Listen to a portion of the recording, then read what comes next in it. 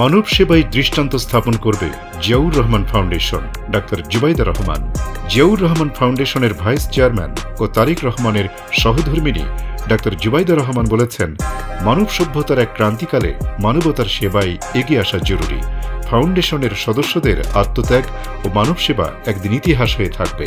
শনিবার 18 অক্টোবর বগুড়ার গাবতলীতে ফাউন্ডেশনের 26তম প্রতিষ্ঠাবার্ষিকী উপলক্ষে আয়োজিত চিকিৎসা ক্যাম্পে ভার্চুয়ালি যুক্ত হয়ে তিনি এসব কথা বলেন।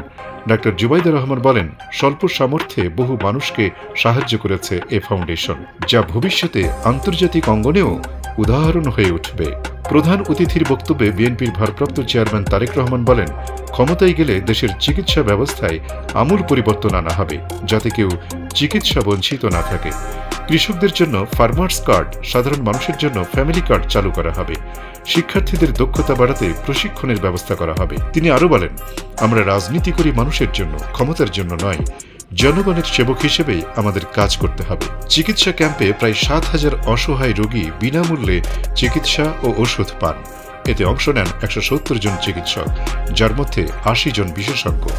উল্লেখ্য, 2000 সালে প্রতিষ্ঠিত জিয়াউর রহমান ফাউন্ডেশন চিকিৎসা, শিক্ষা ও মানব কল্যাণে সারা দেশে কাজ করছে।